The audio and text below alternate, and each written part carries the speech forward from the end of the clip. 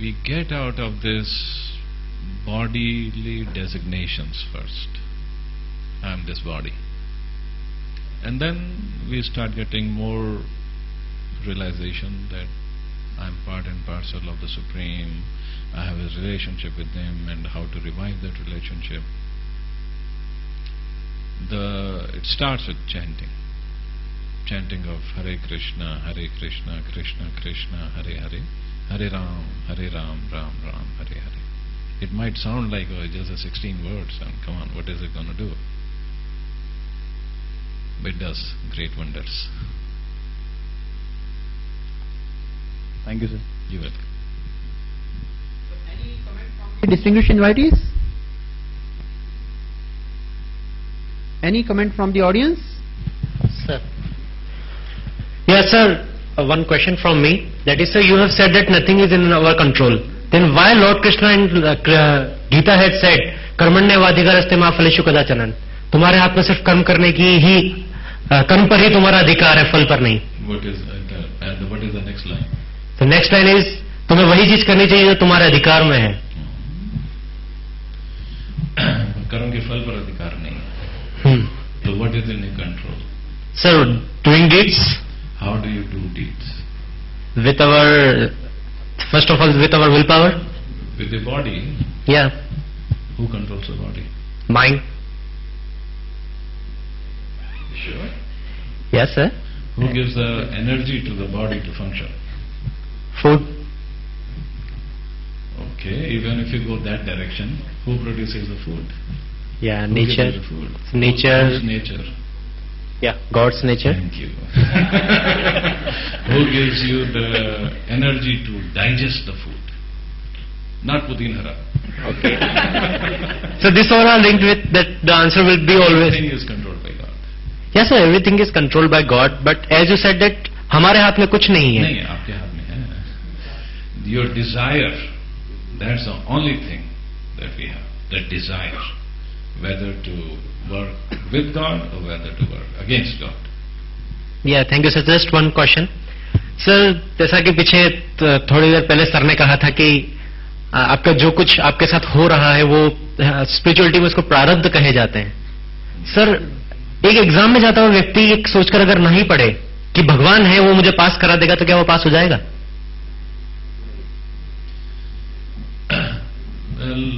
शास्त्र से नहीं सुप्तस्य सिंहस्य प्रविशन्ति मुखे मृगा. सोए हुए शेर के मुंह में हिरन भी अपने आप नहीं घुस जाता, हालांकि शेर जंगल का राजा. पर शेर अगर जंगल में भाग भी रहा है, इसकी गारंटी नहीं है कि उसे हिरन मिल जाएगा. तो काम करना, कर्म करना. Nobody is saying don't do your activity, but we have to understand controller is somebody else, results somebody else will give, and then for whom we should do the activity, that also we understand through Shastras. Okay, so are you satisfied? Okay, so we now take next question. I think if you have any question you can give in writing. Okay, so I think we can have one more argument. Whatever you have said, sir, my comment is that if you understand the karma theory, like Prarabdha, Sanchita and Kriyam and Karma, then in that perspectives, we are responsible what we are. Can you elaborate on this? Krishna says in Gita, whatever consciousness we are in at the time of death, we attain that body next life. And whatever karmas we have done in this life or in some previous lifetimes, we have to pay for those. So whatever we are, we obviously we make ourselves. But it is given by Krishna's agent, which is Yamraj. He is the whole, all our karma database is kept by his associates, Chitragupta and his IT team, in the supercomputer which never gets virus. It doesn't break down either. So the soul goes there, his whole database is checked, whatever he has done, balance sheet is checked, and then he is given next body, and then he has to suffer or enjoy according to his previous karmas. Or the karmas that we do now. For example, on the cigarette pack it is said, anybody who smokes, he gets cancer. It is injurious to health. Right? But not everybody believes in, that's why they are smoking. And not everybody gets the cancer. They say, oh, I smoked all my life, I didn't get cancer. But somebody who does not smoke may get cancer.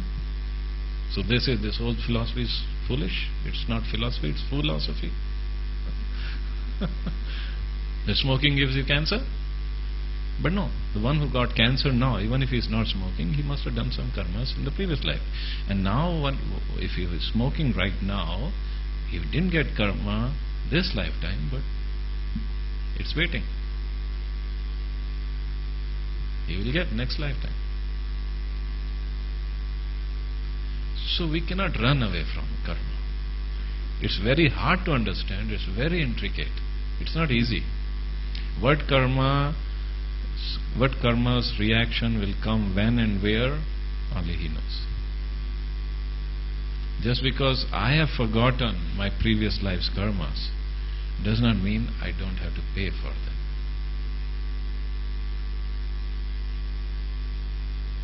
I might have forgotten what I did when I was 2 years old. And then I banged my head and have a scar. But my parents would remember, hey, you did that. That's why you got the scar. It's hard to understand. It's very difficult. And then hard to digest on top of it. I think please ask question when your turn comes. It's still going on. So I don't mind answering, but they're going to kick me out of the panel next time. Hare Krishna. Okay, next, with Chair's permission, can we go to the next question? So the next question is asked by Anuj Kumar from DTU. Anuj Kumar, please raise your hand. His question is very interesting. Please listen carefully. A Guruji in ISKCON temple said that theory of evolution, that is survival of fittest, of Charles Darwin is false. He also said that life originated on earth by another life. But in science, Miller's experiment has proved that life has originated from molecules such as amino acids, carbohydrates, lipids, etc. So this is his question. Dr. Abhinav Grover will answer the question.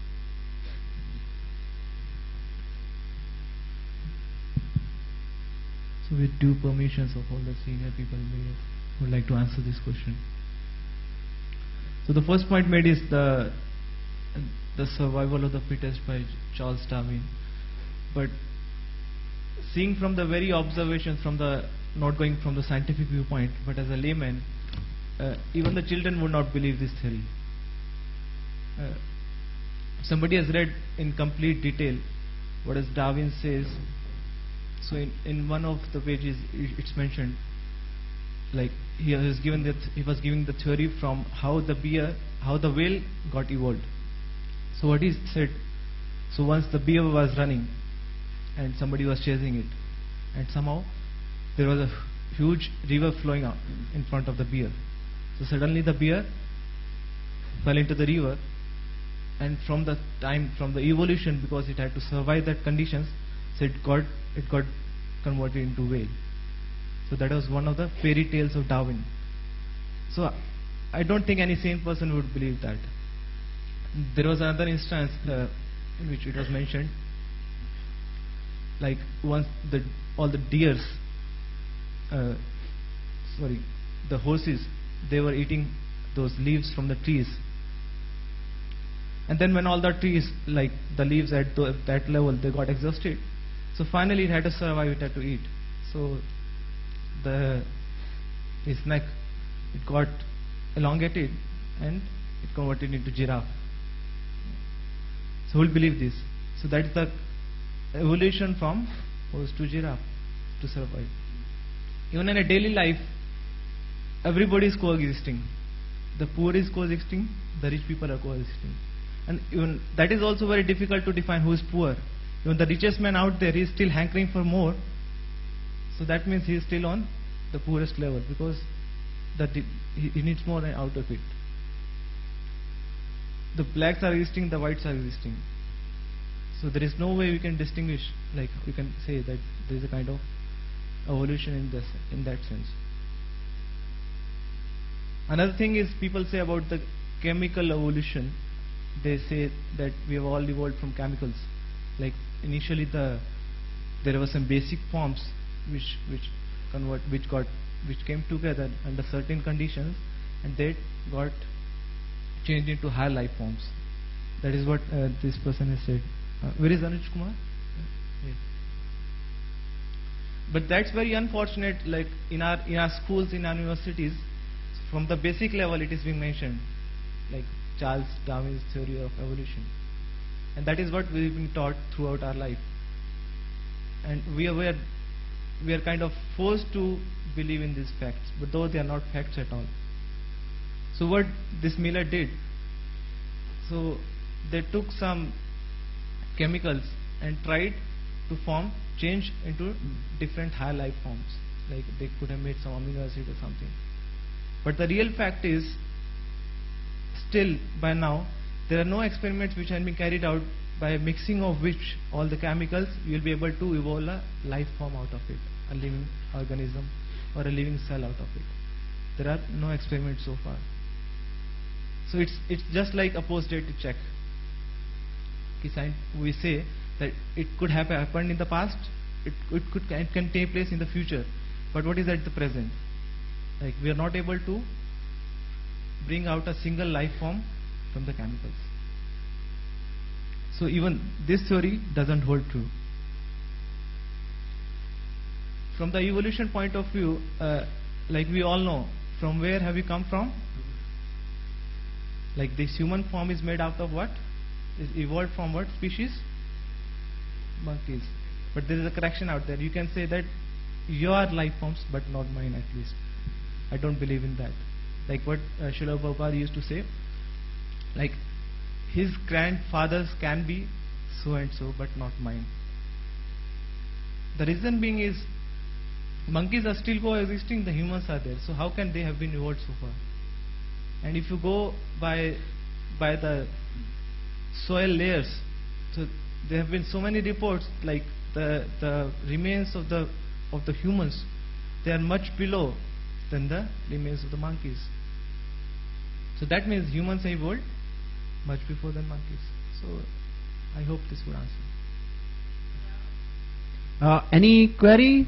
First, we give chance to Vijay Kumar. You are satisfied? So any other query? Any other comment? I have a factual class on that.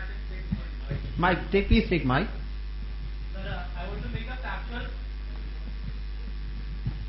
I have to make a factual clash on the last point you made. The theory did not say that humans have evolved from monkeys. What it meant to say was monkeys and humans, or rather apes and humans, have evolved from a common life form, which does not exist right now. I have to make a factual clash on that point. That is what even those life forms we are not able to determine.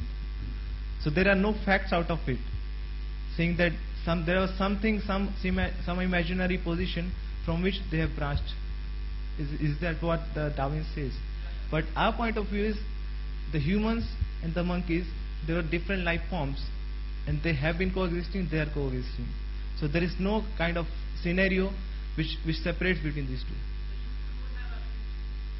We do have. That is what I'm saying. If we go by the archaeological facts, so the remains of the humans, and they were much before than those of monkeys. If you don't believe it, there is a museum upstairs itself, which have all the facts corroborated.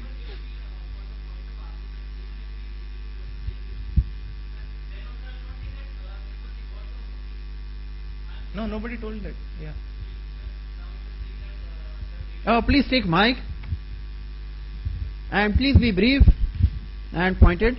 Sir, just now you told that the remains of monkeys were found above the remains of humans. Yeah. So by that you deduce that humans were formed before the monkeys. I'm saying that Darwin's theory did not say that. It said that the monkeys and humans have a common predecessor. So and you two don't have evidence as that common predecessors remains. You're not saying that humans are below that predecessors remains in the soil. Humans fossils are below that predecessors fossils. So you really don't have evidence there. See, our point of view is all these life forms, they are independent, and they have been created like in our scriptures. It has mentioned that there are 84 lakh species of life. They're all independent. So there is no way we can say that one thing originates from others, and that is just like the fairy tales of Darwin. That is what we want to make it out. 1 minute. Mr. Praveen Kumar, he will add, and then you can have your last chance. Mr. Praveen. Thank you. So this is a nice question, and also so regarding your point whether we have any evidence or not, I want to answer that. There are a lot of scientists in the world now who don't believe in Darwinism. It's not because that they are connected with some faith organization or something like that, because they have really done research in this field, and they came to the conclusion that this theory is really not basically true. Okay, regarding the evidence part, there had been many evidences since 1700 onwards till now, but those evidences were hidden from the public, right? Those evidences were hidden. So if you want, just listen. If you not listen, then it is difficult. So if you want to have detail on those evidences, there is a book written by some very prominent scientists, Michael A. Cremo and Richard L. Thompson, in which there are a lot of evidences they have documented, in which it is very clear that the humans are existing since the creation, since the beginning of creation. It is not a question of 1 million or 2 million or 10 million years back. They are existing since the beginning of creation. For example, just giving you one example, we have found some spheres, metallic spheres with very beautiful carving on the groove, on their external periphery, very beautiful carving throughout the circumference. And it is not at all possible that beautiful carving can come about by natural erosion or degradation of the nature. And if you, when you do the carbon dating and by other processes, you find out the age of that sphere. There is not only one sphere, there are many spheres. The age is 2.8 billion years. According to the Darwinism, modern human beings came on this earth, evolved rather, from the ape-like creatures just 40,000 years back. Okay? And they started living in society, if you go back by basically 2.2 million years back. But from where these spheres came about? We have another evidence where the footprints of the humans are also coexisting with the footprints of the dinosaurs. This is evidence. If you do not know, that doesn't mean these evidences are not there. Right? If you want to know more about this thing, then please read that book, Forbidden Archaeology. You can read another book, Human Devolution. Right? Thank you. So this is a very interesting topic, and we can have endless arguments, but we have to close because we have other people's questions also. Now we have 3 questions which are of similar nature. Gaurav Tamwar, IIT Delhi. Where is Gaurav? Vishnu Mohan Tiwari, Bal Vikas Bharti. Where is Mr. Vishnu Mohan Tiwari? Okay. And Vijay Kumar, University of Delhi. Okay, now the nature of questions is similar. So how do you define God? What do you mean by God? Please define God. Please define illusion. Please define God. So essentially, in summary, 2 things are asked. Define God, define illusion.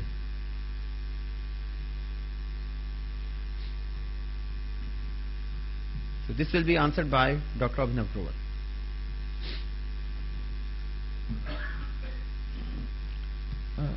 Whose questions? Gaurav, Vijay and Vishnu Mohan. So to be on a secular side, like not from a sectarian point of view, it said that God is a person. Point is, it's a person who has 6 opulences in full. One is name, strength, fame, knowledge, beauty, and renunciation. So you find any person who has all these 6 opulences in full, you should start worshiping him as a God. Thank you. Any comment? The question is, define God, define illusion.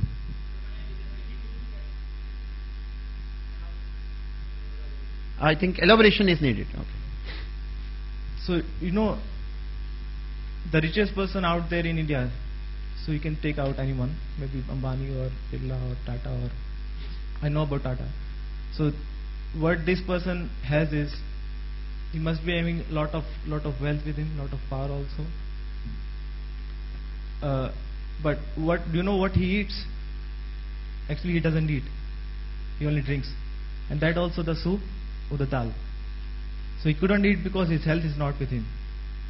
So he can have a lot of wealth with him, but not all the rest of the opulences. Similarly, if you have some very beautiful actor, so he can have they have all these beauties with them. They might have some power with them, some name, but rest of the opulences they don't have. Yesterday I was reading about one billionaire. So he was very beautiful also. He had name, fame, everything. But the last point, yesterday he donated half of its wealth also, but he was not fully regenerated. Still he kept half for himself. So now I think it would help. So if you find a person who has all these 6 opulences in full, so he should be treated as God. And people call God with various names depending upon their faith. Other panel members, they can also add if they want to add anything. Name, strength, fame, knowledge, beauty, and renunciation.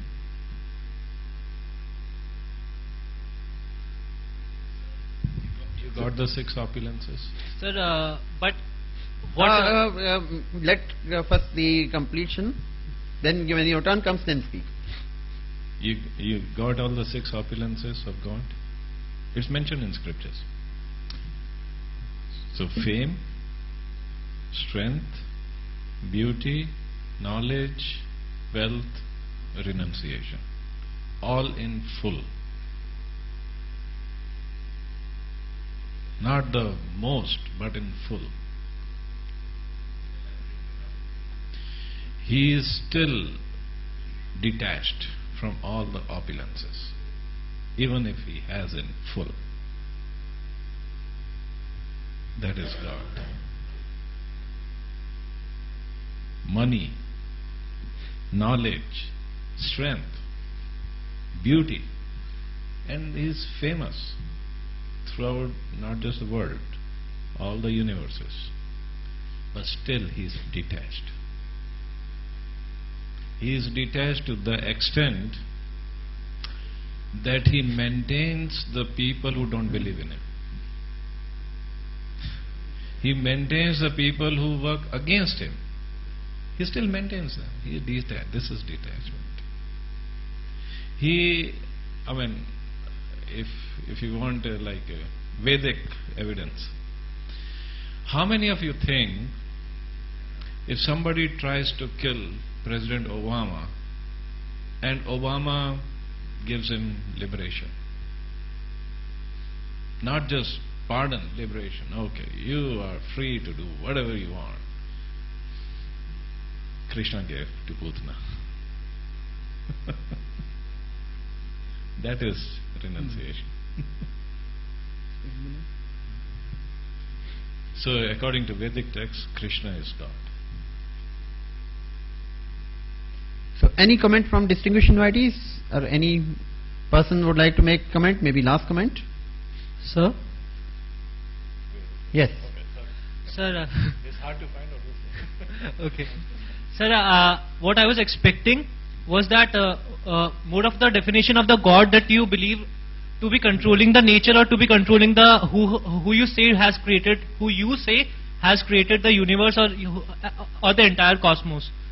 So as one of the panelists pointed out, that some of you believe that God is omnipotent and benevolent.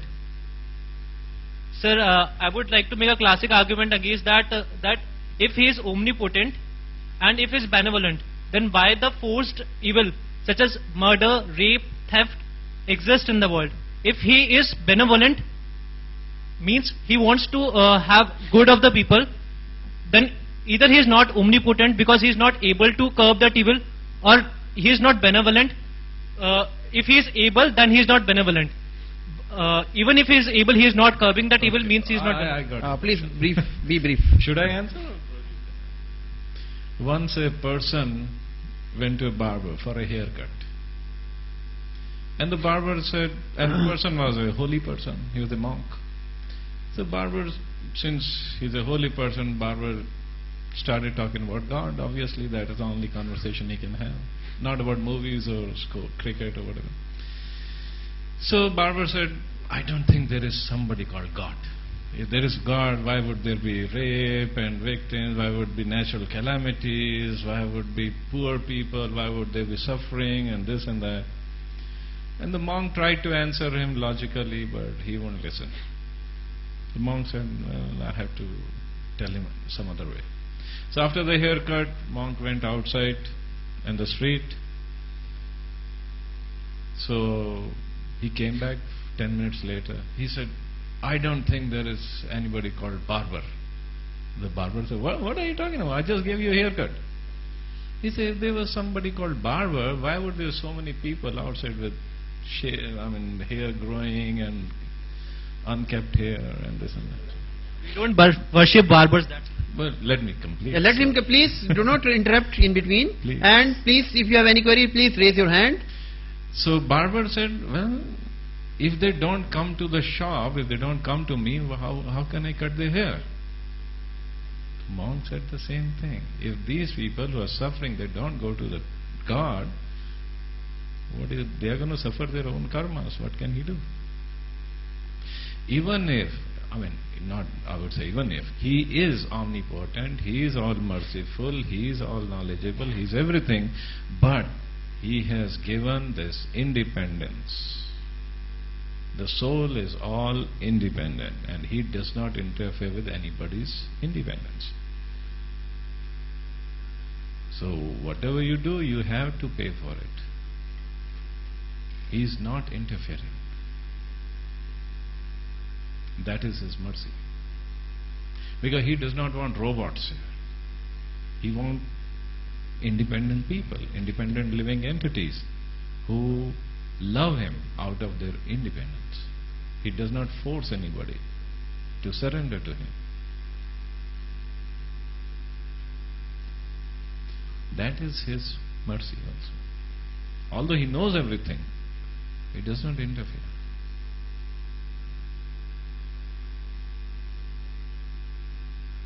So let's make sense? No, not yet.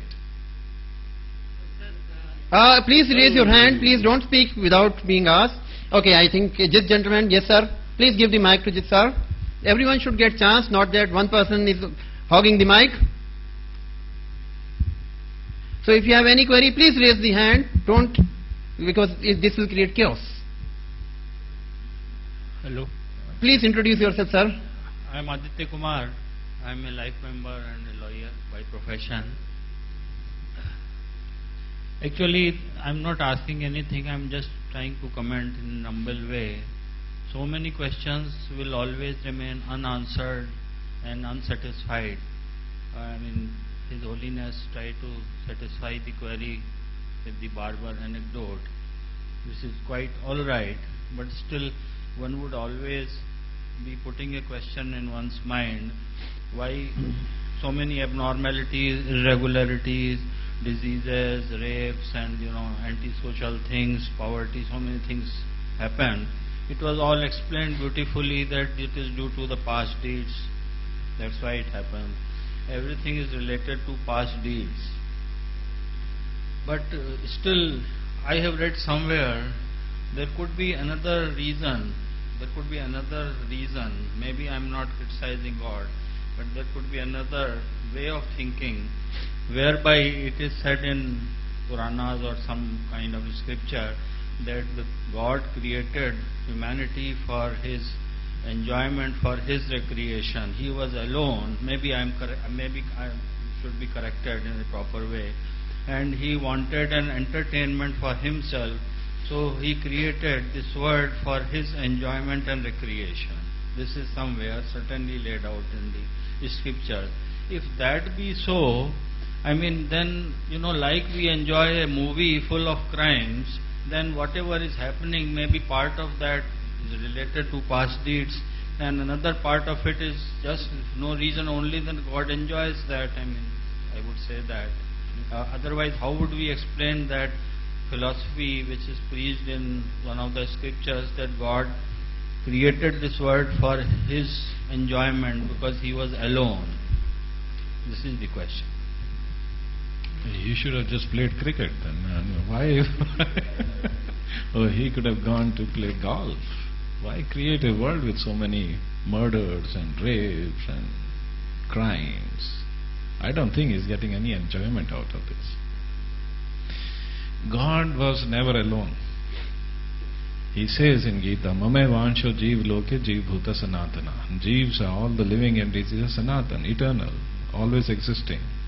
Krishna says to Arjun, you, Arjun, me and all these kings were always there, are now and will ever be existing, always be existing. So he was never alone. It's because we see everything in terms of time. So we cannot understand what is Sanatan. On one hand, Krishna says, all the living entities are my part. Means there must be time when he created those. But he said they are Sanatan, they are eternal. Because here in material world we have something called time. In spiritual world there is no influence of time. But there are two different realms. We cannot even understand, perceive what exactly it is. And then he did not create the material world for his pleasure. He had plenty of pleasure in the spiritual world. It's just like a prison house is made outside a city because government knows many people are going to break the law and they have to put in the prison house. Government is not happy with creating the prison house, but they have to because many people are going to break the laws. So that's why he had to create the material world to keep the living entity for their rectification who have broken the laws of the spiritual world. And then out of his mercy, Krishna comes. He pleads people, come back. Why are you staying here? See, this is a place of rape and crime and murder and so on and so forth. Why stay here? Why not come back? And then he sends scriptures. He sends his representatives. Come back. But we still don't want to go back, and then we say he is omnipotent, he is omniscient, and he is everything. Why doesn't he stop all this crime? Hey, in the prison house, what do you expect? This is a prison house. So we invite everybody, come on this panel, sit here. But you say, no, I want to sit in the audience. What can I do? We want everybody to come. Yes, yes.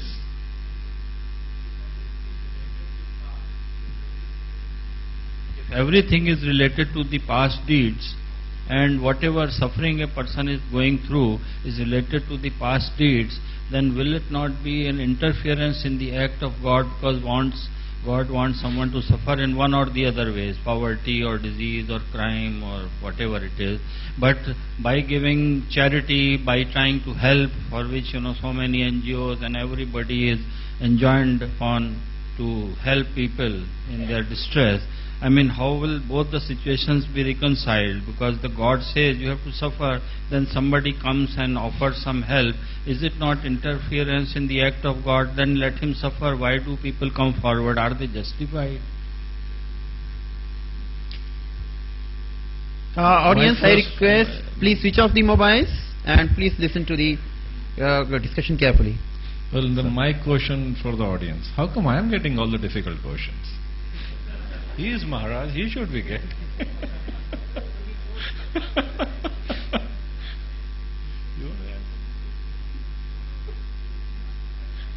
No, that's okay. There are two ways of looking at it. Human being, since he is part and parcel of God, he has to be compassionate in nature, because God is full of compassion. So as a human being, we have to be compassionate, and we have to show compassion to the people who are suffering. But there is a but. Compassion for clothes of a dying man has no value. So for the soul who is suffering, we show compassion to the body. It has no value, no ultimate value. It has value because we have to show compassion. God is pleased with that, but He is more pleased if we show compassion to the soul. How to uplift the soul, that is more important. If I can give you a little example, if somebody is drowning in a lake, and if I know how to swim, although I don't know, but if I know how to swim, and I can swim across and try to save the person who's drowning, but in the end I could only save his jacket and come out of the water and let the person drown. I come out of the water, hey, I saved the jacket. Did I do something good or no? So the persons who are just doing charity, they're trying to save the body. They're trying to just help the body, not the soul. Soul still has to suffer the reactions of its karma. The best thing is to save the soul and the body. Body is a vehicle for the soul to act, yes. So we have to protect, we have to serve the body as well. But main thing is to serve the soul by engaging that person in the service of the Lord. Because Krishna only can take care of the karma of a soul, not anybody else. Excuse me, we have digressed too much from the question. The original question was, define God. So please do not digress. Other things you can ask a separate question. So my apology for interrupting you. I'll give my business card to everybody and you can call me later or write to me, no problem. Okay, so with permission of chair, can we go to the next question? So we have done the definition of God. Now the next question is, if we know how to define God, then how do we find God? Is God part of us or within us? This question is asked by Ms. Vidita Nayak. Here is Ms. Vidita Nayak from Wipro. I think she is not there. Okay, yeah. So very interesting question, and this will be answered by Dr. Prayag Narayan Mishra.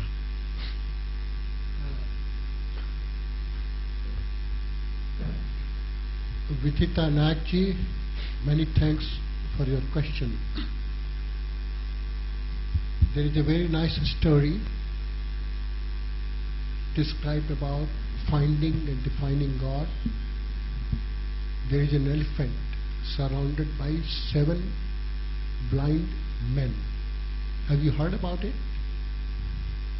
Elephant surrounded by 7 blind men.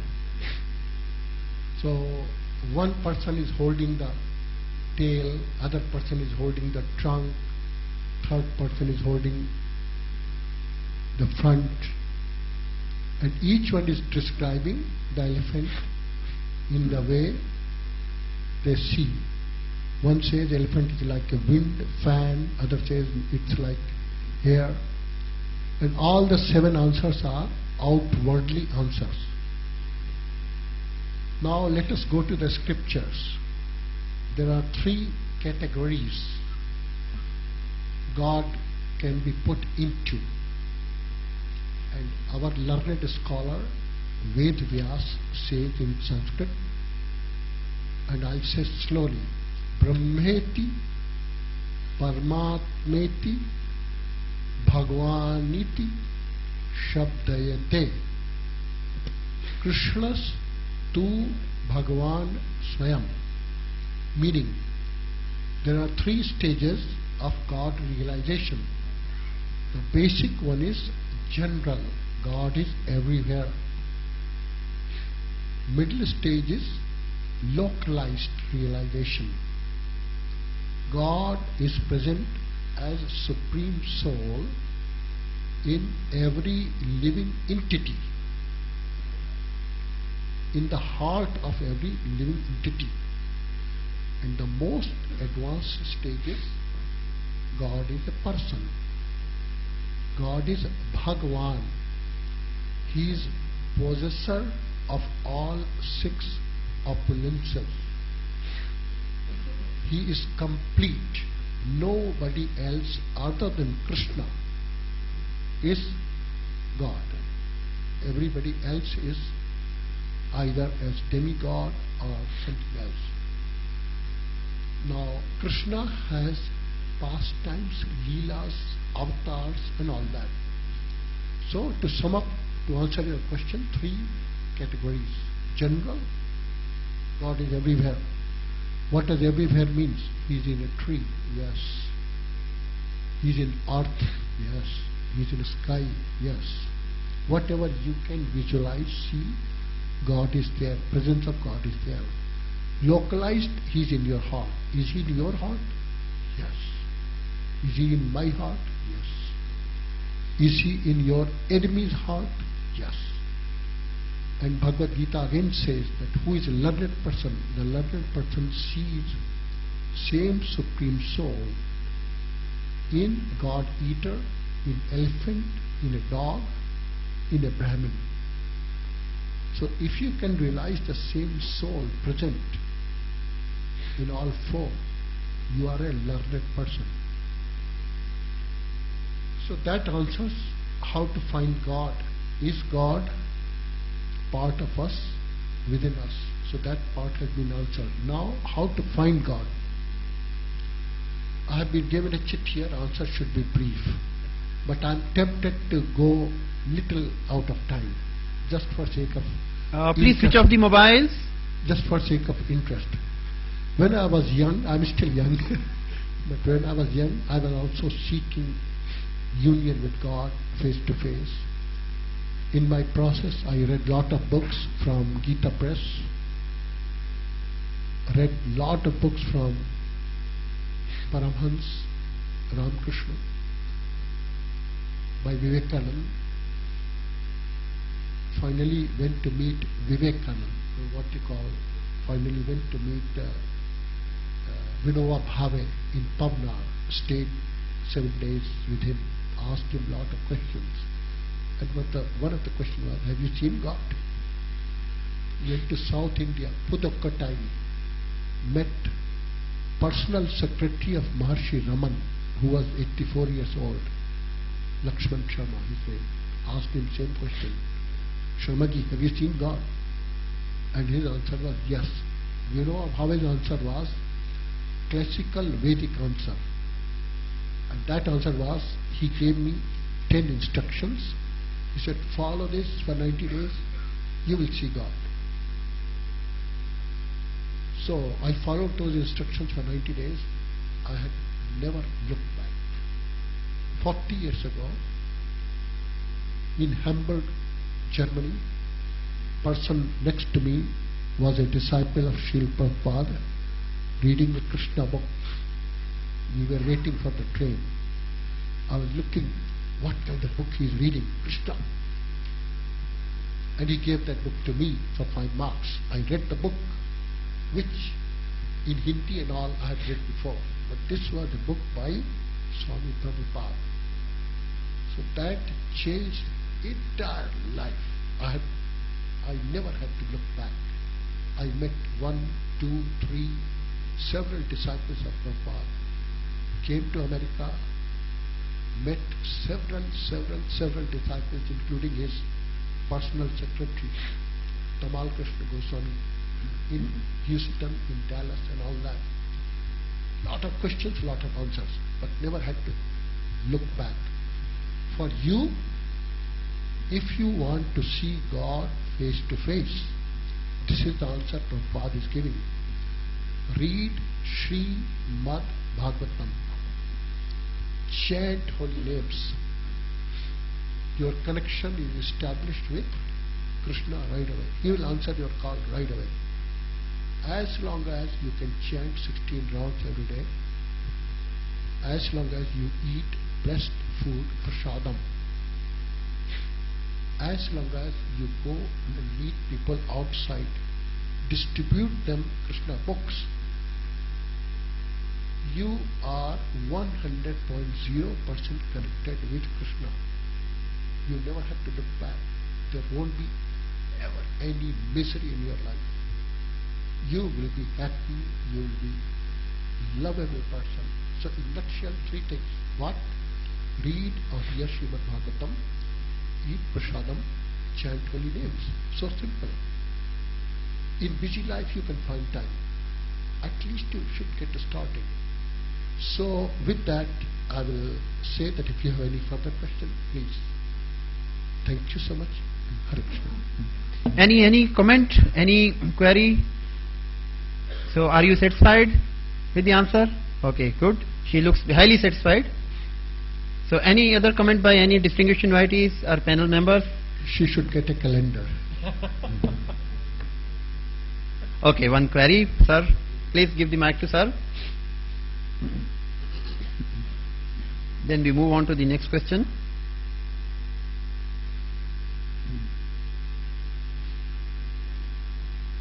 And please again request, please switch off your mobile. Hello. Thank you, sir, for your explanations. Now I go slightly more philosophical. What you ask, what you are giving the answers. Like when you compare the 3 stages of this, we have the Dvaitvadi, Visishta Advait, and Advaitvadi. Like the consciousness which is present in Dvaitvadi, that God is different, I am different. In that is Dvait philosophy. Visishta Advait means I am the part of the God, and Advait means I am the God at the consciousness level, where the Shankaracharya and those used to propose. Now, in this particular transitions, where is the scope of the Krishna when you talk about the Advaitvadi, like Aham Brahmasmi, the consciousness itself is the God? Can you elaborate? Excellent question. Give him a clap. Now you have quoted Shankaracharya. I must say in very strong words that many people do not, I'll repeat, many people do not understand Shankaracharya. They quote Shankaracharya, but they do not understand. Shankaracharya is a great devotee. He is not called a great Vaishnava, but he is a great Vaishnava. He is an incarnation of Rudra, Lord Shiva. Lord Shiva is called great Vaishnava, Mahajan. So Shankaracharya very simply says in his Nirvana Shatkam, Aham nirvikalpa nirakar rupa vibhuttvascha sarvatra sarvendriyanam. So what's the meaning of the word sarvendriyanam? Navabandhanam naiva muktir nameyash chidananda rupa shivoham shivoham. So Shankaracharya very clearly says sarvendriyanam. Who has indriya? Only Bhagavan, individual person, body has indriya. So in describing Supreme Personality of Godhead, Shankaracharya is admitting that he has indriya. And then he negates, he is not in dharma, not in this, not in that. Shankaracharya has composed 8 verses, and those are Jagannath Swami and Pathgami Bhavatume. For 18 years, Lord Chaitanya sang these verses in Jagannath Puri. Lord Chaitanya knows who is Shankaracharya. Shankaracharya told his disciples, Bhaj Govindam, Bhaj Govindam, Bhaj Govindam, and then Mudhamate. So don't read grammar, just chant the holy names of Govinda. However, to defeat Buddhism, he had to evolve a tool according to time, place and circumstance. That tool today is called Mayavadi. So main schools run by Mayavadis. One is Ramakrishna Parahams, Vivekanand. Second one is Sandipan Ashram by late Swamiji Chinmayanand, and few more. But all these schools, they are Mayavadis. They do not understand Shankaracharya. How can you say that? How can I say that? Because I know who Krishna is. Krishna is giving me wisdom. I know who Prabhupada is. Prabhupada is giving his wisdom through the books. I know who Lord Chaitanya is. Lord Chaitanya is singing glories of Shankaracharya. With the caution, he is telling his disciples, don't read Shankaracharya Bhash. You will be going to hell if you do that. Just to protect them, just to save them. So, this is about the Shankaracharya, this is about the Advait. Advait, in very simply, you are non-different. Non-different with whom? With God. In what way? Your individual soul. Supreme soul is here, your individual soul. Qualitatively, you are same 100%. Quantitatively, you are different. This is the understanding. And with that, I'll request you to ask if you are not clear about your question. But I personally believe I have answered all your questions. How to see God, what is the difference in Advait philosophy, what is the reflection of Mayavadis, what is the difference in Vishisht Advait, and all that. Thank you once again. Thank you very much. Now we have two very interesting questions waiting. So the first question is by Mr. Rajiv Agarwal from Indian Oil. He is General Manager. Mr. Rajiv Agarwal, please raise your hand. Okay, his question is very interesting. It is generally understood that our present life is an outcome of our past karmas done in the previous lives. Our current karmas will determine the quality of our next life. So the present life is a preordained. Then how good deeds like chanting etc. in this life will positively affect or impact our present life? Does it mean that deeds in the current life will be for next birth only? So this is his question. I think everyone has understood, and the answer will be provided by His Holiness Bhakti Vasudev Swami.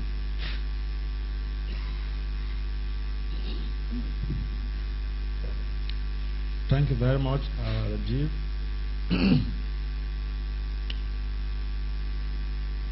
Now, the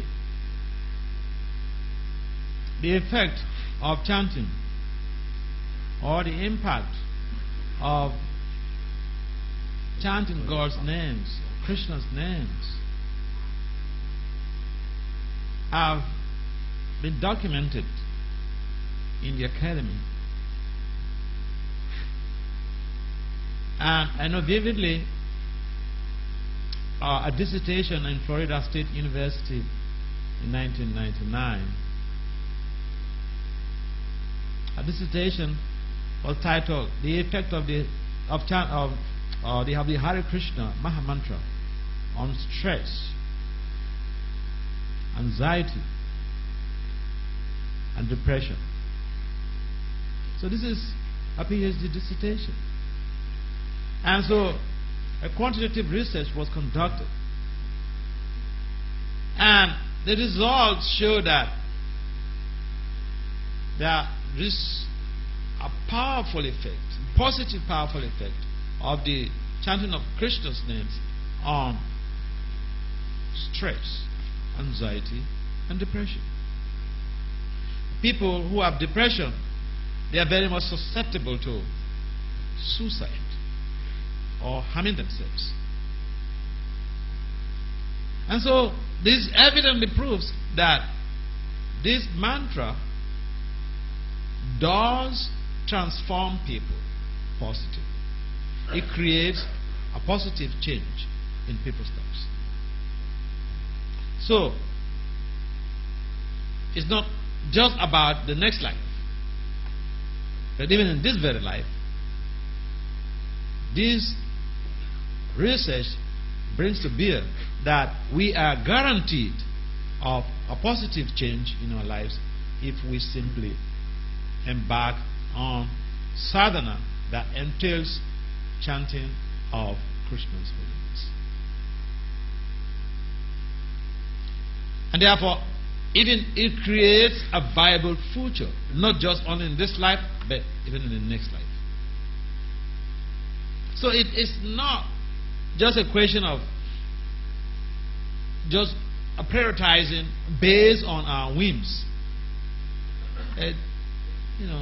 There is evidence to that effect. This is beyond belief system. And therefore, we have to take cognizance of the fact that a belief may not necessarily be something that everyone can identify with, but if it is a quantitative research conducted, a study conducted, and it's accepted by a whole university, they are not devotees of Lord Krishna. Right? You accepted it. And so this is the basic evidence that the chanting does transform us in this very present life and creates a viable future. So there's a need for us to find some time to do some change if we want to change our lives positively. Hare Krishna. Thank you, Maharaj. So we have now half an hour left and we have still few questions to answer, so we'll do a bit fast. So next question is related. It's asked by Mr. Malay Das Gupta. Please raise your hand from IIT Delhi. He's asking, many times I have seen that persons who are chanting the name of God suffer a lot. And those who don't believe in God or do not chant, they enjoy a lot. What is the reason behind it?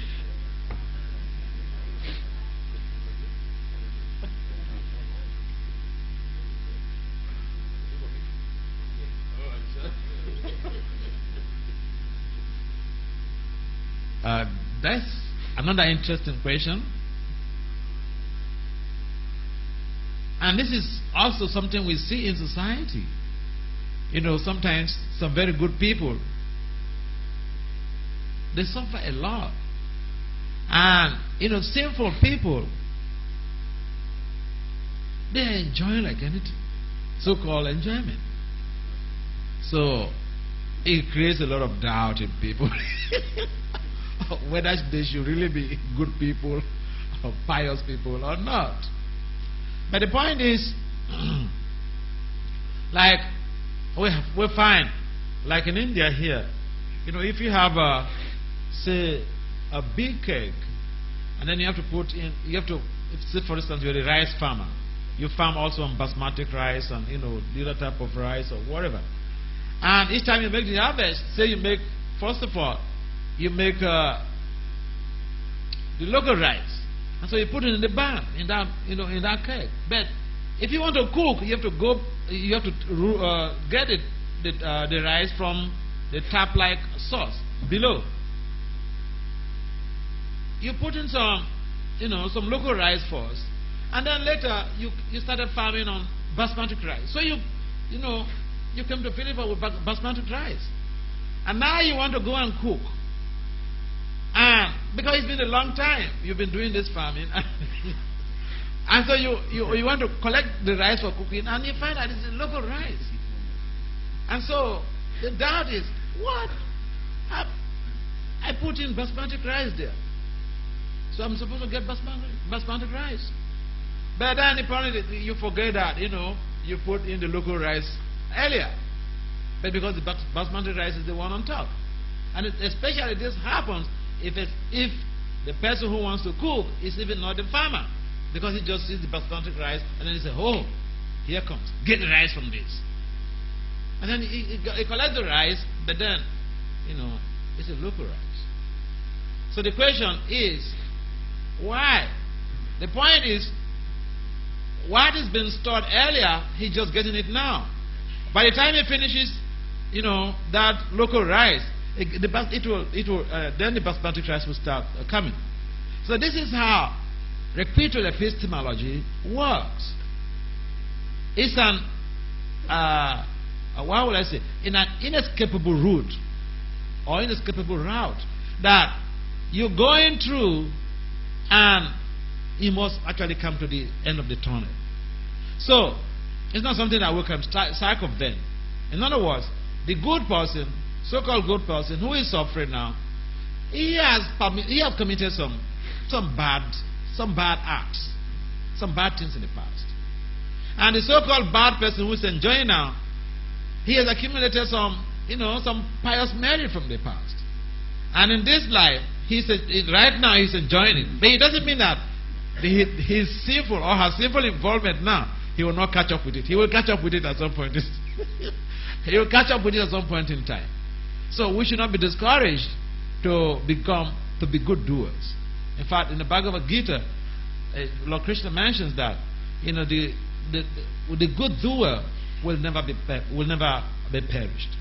So we may have some challenges now, but we have to understand that we have lived a life before, and what we're passing through now is just we're catching up with sinful reactions from the past. Thank you. Yes. Please wait for the mic.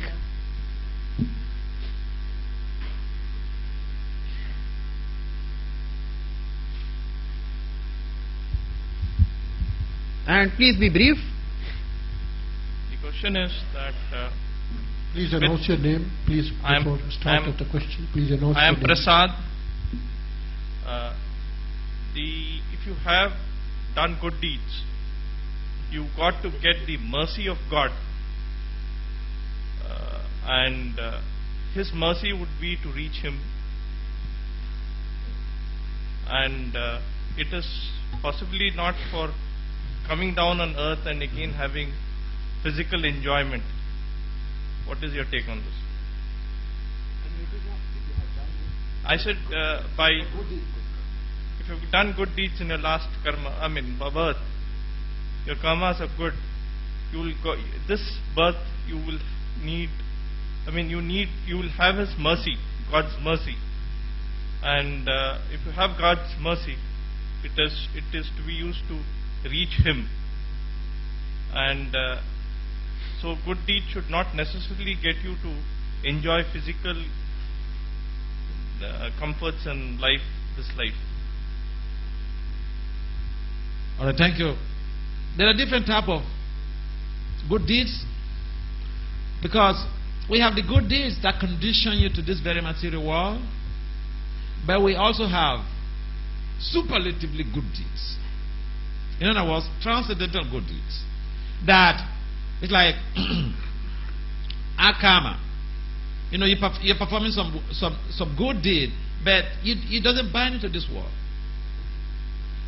And if you're performing just some pious activity which is not in devotional service to the Supreme Personality of God, the result is that you have a good merit. You have a chance to be able to, take birth in a very wonderful family. You have a chance to be exposed to resources that you need to grow with, wealth, whatever you need. But the devotional aspect of your good deeds is what basically takes the individual back to the kingdom of God. But if we are just helping people or digging some wells and providing facility for people, and it's not in devotional service to the Supreme Personality of God, we're not going to have the purification that will allow us to have access or have association with the Lord in His kingdom. So it's a nice point to raise, because sometimes we do some good things and then we're thinking this is going to take me back to Godhead or take me back to the kingdom of God. Even if you do some good works, you can even go to the heavenly planets and enjoy life there unlimitedly. But again, you come back to this very, material realm, this mundane middle planet system, and then, again life continues. So we should aim at devotional service so that we can go back to the kingdom of God and enjoy eternally with God there. Thank you very much. I apologize that we have 30 minutes left, so we'll stick to the questions which we have, and if we get time in the end, then we'll have more discussion, because otherwise we'll not be able to satisfy many. So I just take up the next question. It's by Aditya. Where is Aditya? Mr. Aditya. And the question is whether ordinary mortals like us have the ability to raise any dispute regarding the existence of God. Will be answered by His Grace Shri Vidya Priya Prabhu. Sure. Yeah, please elaborate, but kindly be brief, because we have to answer so many people in the queue. Basically, today's subject is God an illusion or reality? I think there is no dispute in anybody's mind on the earth that this world, all of us are creation and God is creator. Leave other things. If that be so, is it not like a case that a newly born infant or a child born of a mother cannot raise the dispute regarding the existence of mother? So if God is our mother, then can we raise this dispute whether God is an illusion or reality? He is the reality. This is the question. Hare Krishna. We see, ours is not a fanatic movement. Right? Don't ask, just obey, or you will go to hell forever, for eternity. No. We have to ask questions. We are higher, intelligent human beings. So definitely, why not ask questions? Just like Bhagavad Gita, Arjun himself asked questions, and Krishna got a chance to speak. Whole Bhagavad Gita is spoken because Arjuna asked the questions. Srimad Bhagavatam, Parikshit Maharaj asked the questions. There were sages in Naimisharanya, they asked questions to Sutta Goswami. In Srimad Bhagavatam, Vidura asked questions to Maitreya Muni. There's nothing wrong in asking questions. But all these people who ask questions and they got the answers, and then the scriptures in the form of scriptures, they did not just ask questions whimsically or absurd inquiries. So first, some faith has to be there. Just like we can always ask the question and the answer depends totally on faith. One question that we can ask, who's my father? Mother, obviously, you know. But who's my father? Even DNA test cannot prove if this person is definitely the father of the child. 99% yes, it's sure, but 1% still there's chance. So it's based on faith. If your mother says this person is your father, he's your father. We can keep on asking questions, but there's no right answer. So for God, yes, we should ask questions, not dispute, not whether He exists or not. He exists. But who is God? What's His nature like? How can I reach Him? What's my position? Yes, these questions need to be asked. And we should ask, because we are intelligent human beings. Thank you. Okay, we go to next question. It's by Mr. Utkarsh Sharma. Utkarsh, okay, he is from ICI. So his question is, qualification to see God involves avoiding drinking, smoking, sex activities. But if one will not involve in sex activities, then how will human generation go forward? Basically, good deeds lead to less misery in the next birth. But how can we be sure of getting such advantage, and it definitely can't be guaranteed? So these two things, they are, I think, different, but we'll try to answer both. It will be answered by Maharaj.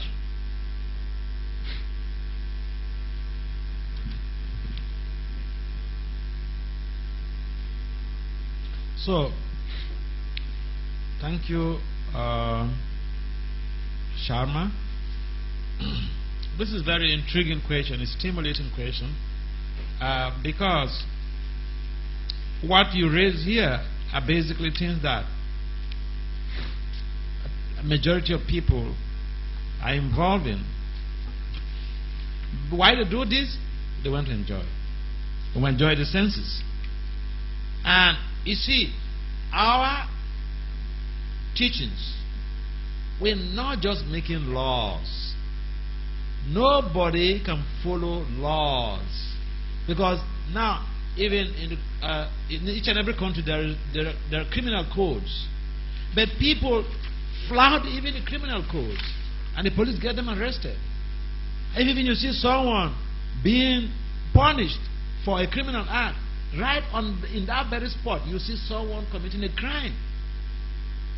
So we're not making laws, because laws don't really change people rapidly. It conditions people. It makes people to be afraid of to some degree. And therefore, this issue of know this, know that, that's not what we are advocating here. We are saying, be transformed, and you will be able to transcend all of the so-called negative qualities of life. So yes, if there are no sinful activities, life will still go on. It's not that. See, we are not against people procreating. We are not against any basic, norms of society or the natural inclinations. But we're saying, modify your desires, modify your activities, because it is only in the human form of life that one could really have a sensor of his activities. Animals, you cannot make rules for animals. Therefore, if even we don't smoke and take intoxications, life will still go on. And of course, we are not against people, we're not even against people having sex. But we are saying that you do these things moderately so that you don't get entangled in the sphere of repeated birth and death. So a human life requires some channeling of our energies towards creating a positive or a viable future. If we don't know what is to be done at the right time, then we will cause some confusion in our own lives and regrets. Therefore, we should be able to understand that life will still go on even without us, and regeneration will always be there if even we do sinful activities or we don't do sinful activities. God or Krishna will always arrange for regeneration to go on. So it doesn't matter what we do. The point is, whatever we do, like the previous speakers have mentioned, whatever we do, we are accountable. So we have to just, be careful. Smoking, for instance, you mentioned about smoking, drinking, and all this stuff. I mean, doctors have told us smoking. Papa also mentioned the smoking on the cigarette pack is written there. That is dangerous to health. Yet people do it. But is it really enjoyment? Drinking, it brings all types of diseases. Is it really enjoyment? It's just that we can't control our senses, our tongue. So spiritual life or spirituality entails being humans. Being humans means we have to have control over our actions.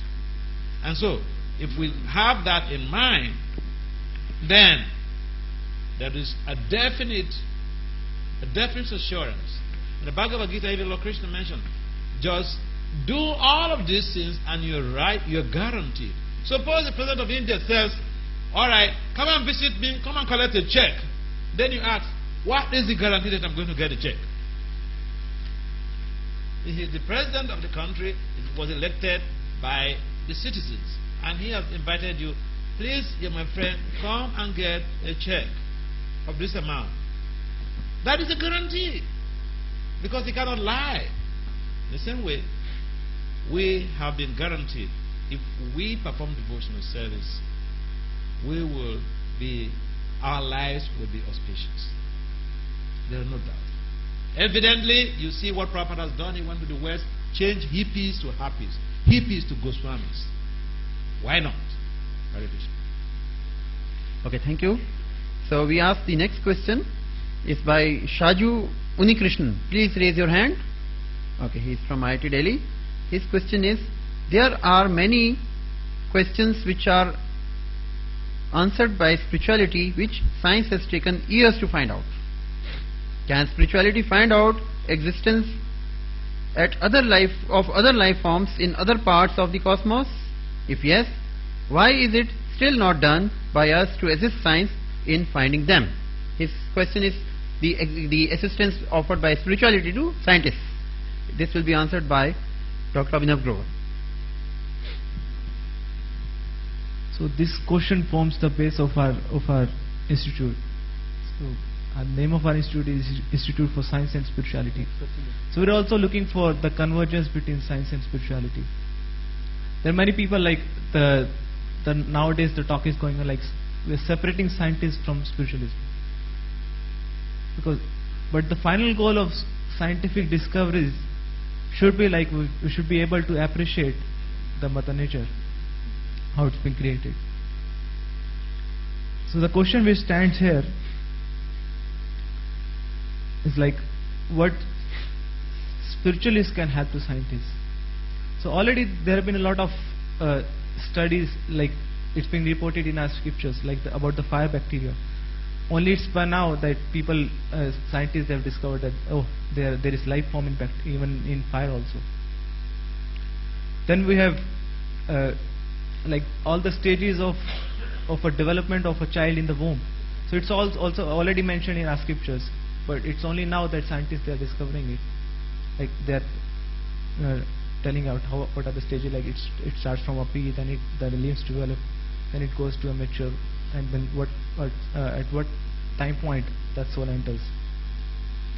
Then also in our scriptures it's mentioned like all the planets, like the sun planet.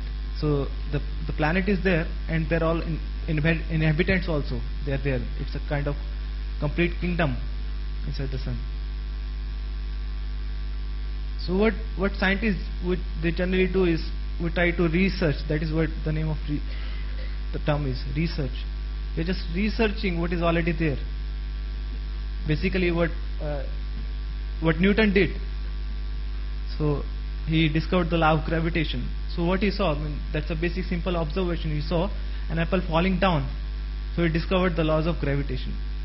But our point is, like even before Newton's birth, the apple was falling down. And when the Newton left his body, still it was falling down, it was not going up. So only the Newton's his contribution was he discovered that law, but that law was not governed by Newton. That's our basic point is. It is not at all governed by Newton. If it would have been, should have been after his leaving his body, so it should have been. So there is some force which is like that the law of gravitation. So it's directly proportional to the mass and inversely proportional to the square of the distance. So there is some force which is there is some other which is governed by this, not by Newton. So that is what the final outcome of the synthesis of science and spirituality should be. Like we should be able to appreciate that there are some forces, though as previously mentioned, that are not in our control, and will not be able to have a full grasp out of it. Now regarding your question, like specifically what contribution can be made to find out the other living entities in other parts of the cosmos. This is also very clearly mentioned in our scriptures. We in this body will not be able to go to other planets. That's not possible. We need to have a different body of it. So there is a book written by Srila Prabhupada. The title of the book is Easy Journey to Other Planets. So it clearly says, like with this body, we will not be able to go to other planets. There have been reports, everybody knows people have gone to moon, but have you seen that documentary called Did You Land on Moon? So that clearly refutes this. So it's just like you are filming something at some part somewhere in Canada, and there have been a lot of concrete points which says that no, it's all fox. No, but we can't go to moon. Even if somebody goes there, so what else they have brought together? Only rocks. We already have enough of it. We don't need. Already we have a lot of problem in this universe itself to solve out. To care for people, to have some better rules and regulations, to have a better humanity. So I think that should be the main focus, in spite of looking at other planets, so they can be of help. But to say in other sense, like we already have a lot of people out here which do have some mode of transcendence in them, which will be helpful to transcend this planet Earth. Now it's also mentioned in the scriptures, like Urdhanam Gachanti Sattvastha Madhya Tishtati Rajasa. The kinds of deeds which we do in this, as previously mentioned, so that will help us to get out of this, and we can transcend to some other planets. And it all depends upon this. If we're in the mode of goodness, so we'll be able to transcend to higher planets. If we're in the mode of ignorance, so we can go down. But if we stay in the mode of passion, we can stay here itself. So obviously, but there is another mode which Maharaj told, that mode of transcendence. So if you are in that, so that is what Maharaj was saying, that's super good, supra good. So if you are into that, so that will help even to transcend the higher planet systems. Like we are on the Earth, then there are seven planetary systems higher than Earth, then below Atal, Vital, Sutal, Talatal, Patal. And obviously the mode of the comfortability zone, it goes down, and then similarly it goes up. But when in the mode of good transcendence, so it will help us to go back to Godhead, that is the kingdom of God. So that is all depends upon our deeds, and obviously I think science may not help us in that direction. Thank you. Okay, thank you. So we have next question from Mr. Sandeep Kumar. Mr. Sandeep Kumar, please raise your hand. Mr. Sandeep Kumar. Okay, Mr. Sandeep Kumar, he is senior software engineer from Pakistan. So his question is, how one God fits in all religions? It will be answered by Dr. Prayagnarayan Mishra.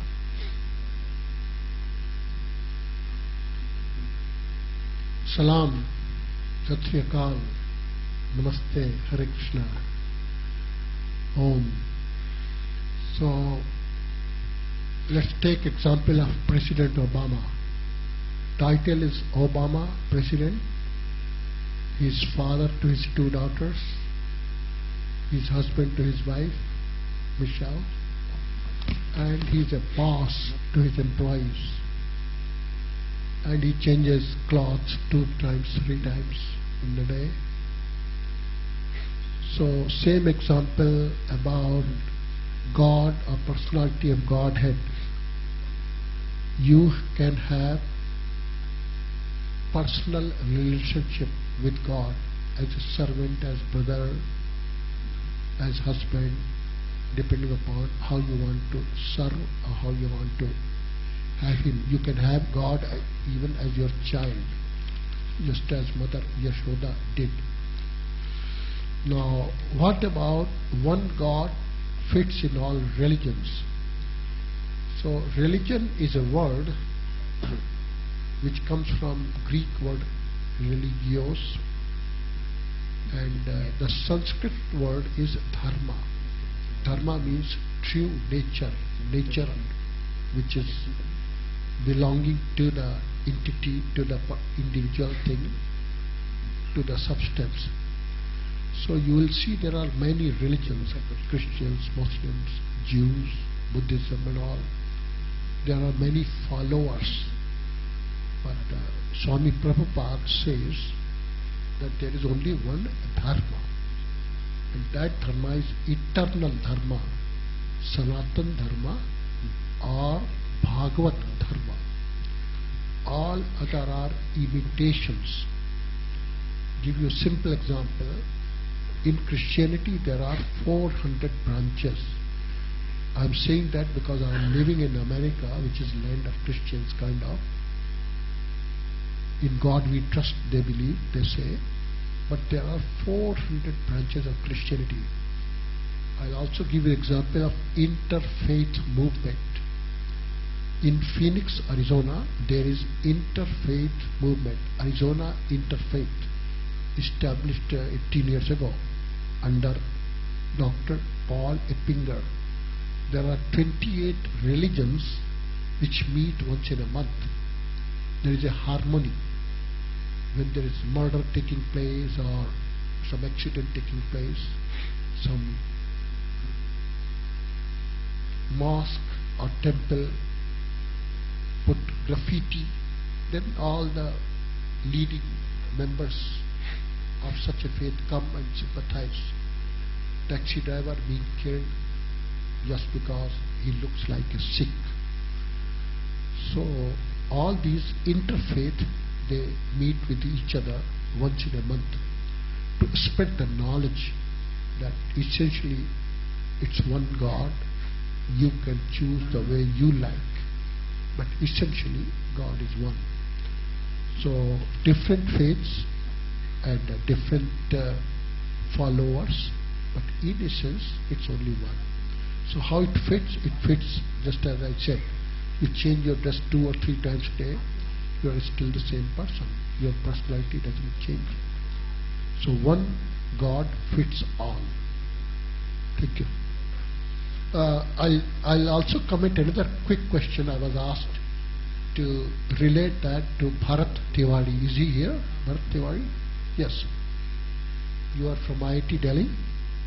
Okay, so your question is, and this is very, very interesting question. I feel Krishna conscious is good, but it's tasteless to me. How can I relish and advance in spirituality? Is that right? And then second part of the question is, what should be my attitude towards scriptures? To me, they just look like mythology now. Is that correct description of your question? So really quick answer to that is, if a person is suffering with jaundice, it's a disease. So sugar will not taste sweet to him. Likewise, if a person is suffering from another disease, he will see everything yellow, or depending upon type of glass you are using, you will see everything either green or yellow. You will not see everything normal. So same is the state of affairs with us. We do not taste good things. Look for a swine, look for a sewer, boar. He's always looking for bad things, smelling bad things. Look for a crow, always looking for bad things. So if you develop the taste for good things with good association, then you will start relishing it. One quick comment. I always give interactive classes. I was in a school. A 15-year-old boy asked me, "Sir, you have been preaching about love, love, love, love to God and all that. This fellow sitting next to me is also 15 years old. I love him. Is that right or is that wrong?" In front of his teacher, in front of 50 students. And my answer was, do you really understand what is love and what is lust? And he said, yes. So I said, you said that you love this boy. What percentage of lust is there and what percentage of love is there? So he said it is 100% lust. So that shows you the difference, what kind of mentality you have. Thank you. Thank you. Next question is by Sahil Gaba. Sahil Gaba from IIT Delhi. Please raise your hand. Yeah. His question is, respected sir, I am a believer of God, but one thing which I cannot understand is, why is ISKCON such an extremist organization? Why does one have to pray in the name of Krishna only to achieve salvation? All the discussion at ISKCON start by the statement, Krishna is supreme. Why? Thank you. This will be answered by His Holiness Vasudev Swami.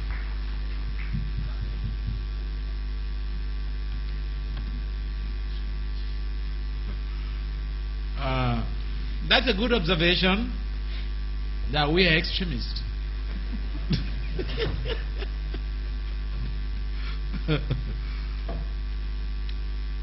Of course, some people, you see, every word has a denotative and a connotative meaning. So when you say extremist, you mean denotatively or connotatively? Let him answer the question, because this is a very important question and it's a serious issue. I mean, I essentially mean to say it quantitatively, because every second statement we listen is that Krishna is supreme. I mean, I don't mind accepting that, but why do we have to start with that statement only? I mean, why can't Allah be supreme and why can't Shiva be supreme? Okay. That's my question. That is not extremism. Perhaps you could use a better word. I'm sorry to say this, I'm not trying to correct you, but as an applied management and a decision scientist, every word matters. So, here is the point. Perhaps we should have recognized that there are other, people of other faiths or other religious inclination or other believers. So yes, I resonate with you. We shouldn't be emphatic about, Krishna's true Bhagavan Swayam, Krishna is supreme personality of God, because, we should let people, see things for themselves. There's no need to advertise, there's no need to make so much of advertorial or advertisement. So, yeah, I resonate with your idea. But, the point is that on the other side, we want people to understand who Krishna is. Alright? And if someone has a refutation to that effect that Krishna is true, Bhagavan Swayam, then, the refutation should be based on evidence. It should be based on evidence. Because if we're just upset, okay, if I'm in a number of places this happens. Sometimes you find people, they're giving a lecture, and in the middle of the lecture there is nothing that should bring his wife in. When he starts talking about his wife, have a beautiful wife, and you can't really say, hey, you stop. This is not part of the class or part of the lecture. The thing that we are carrying in our mind is what basically we will be reflecting, and sometimes it just pops up. It pops out. So what we are thinking all the time is what eventually we have to share. So we try to be Krishna conscious. The whole idea of becoming a bhakti yogi or getting engaged in devotional service is to become conscious of God. So please don't blame us. Don't get to, because when you love someone, you always carry the person's picture in a pocket, and this happens with boys and girls like anything. So when people could be just intoxicated of their affection for someone, and every time they're talking about it, they meet someone, and that person becomes the object of discussion. So please, I beg you, don't blame us. We just intoxicated, So the other point is that, yes, it is true that we should recognize the opposition of other people, and not we should in fact, that recognition is important if we want to be able to lure people into our own belief system. Lure people in the sense that we allow people to become exposed by their own conviction, by their own exploration or diagnostic study of our literature. Then they will come to that platform where they can identify and align with our thought patterns and ideologies. So the point that we need to recognize other religious institutions, that is very correct, because we should not assume that we are the best. Sanatana Dharma is the topmost of all religious philosophies or religious practices. But it is very difficult to perform that, to attain that prema or that love of God.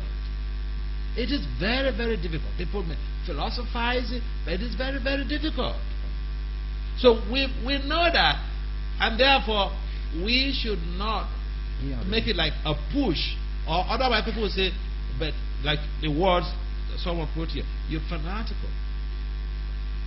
We're not really advocating fanaticism, but the point is, when there's a reality, it is very difficult to circumscribe it, because we can only have one absolute truth, and every other truth is based on relativity.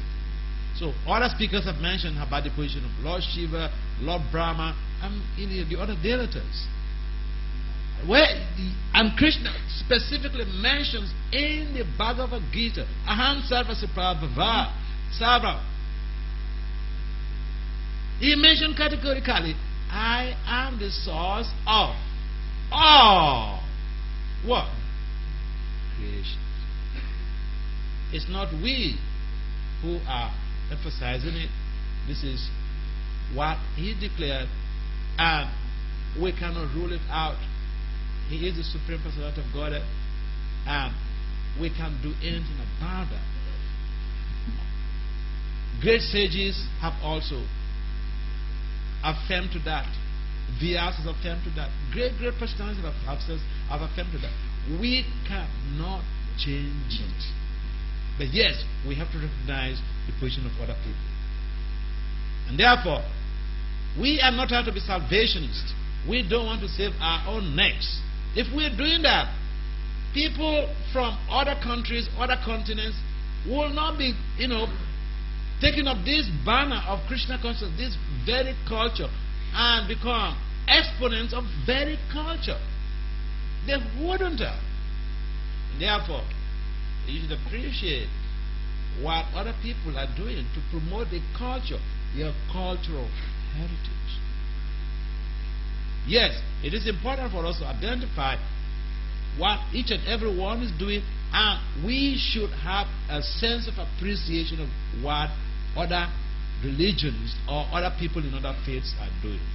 In that way, we will be able to create a good relationship and let them read the books for themselves, investigate, and then make a final decision. So again, I'd like to apologize for hurting you by those repeated advocations that Krishna is the Supreme Personality of God. But we cannot change it. Thank you. Okay, now we take two questions together because time is now running out, rather it has run out. So we quickly take a total of 3 more questions. So now we are taking question by Mr. Gaurav Sharma, Ames. Please raise your hand. And Mr. Rajesh D. Ambani, who is distinguished invitee here. So I am first reading the question by Gaurav Sharma. Most of the people have fear of God rather than believe. How can one know that he is believing in God rather than he has the fear of the same? And then continuing, there are a lot of gods, religions there. Why Lord Krishna? Please comment. And the question of Mr. Ambani.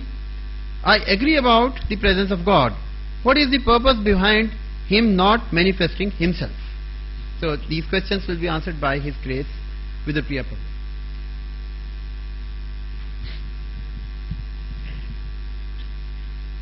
Hare Krishna. So I guess Maharaj already answered. There are lots of gods, religions, etc. Why Lord Krishna? Well, ISKCON is for International Society for Krishna Consciousness. So what do you expect?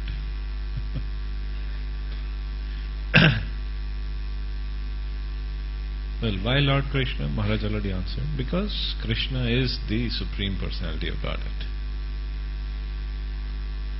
And He advocates this way. He brings it forth this way in Bhagavad Gita, other scriptures, Srimad Bhagavatam. And that's what we are propagating. We are not propagating something false. It's the absolute truth that we are saying. and it's the most beneficial for all. If we worship Krishna, if we chant the names of Krishna, if we talk about Krishna, we will be benefited. We'll be purified, we'll have pure consciousness, we'll be benefited, we'll make advancement spiritually, and we can go back home, back to the spiritual world. So we are not mincing words, we are not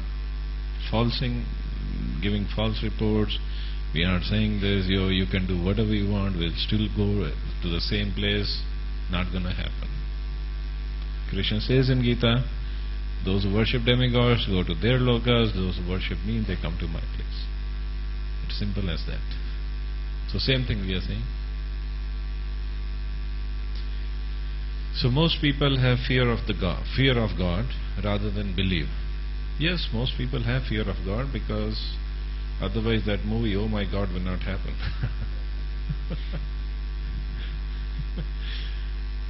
Yes, most people have fear of God because it's just like if my father is a justice in High Court, is a judge. If I see him as my father, I love him. If I see him as judge of High Court, and if I'm breaking the law, I'll be scared of him. Now it's up to me, what do I see him as? And what do I relate to him as?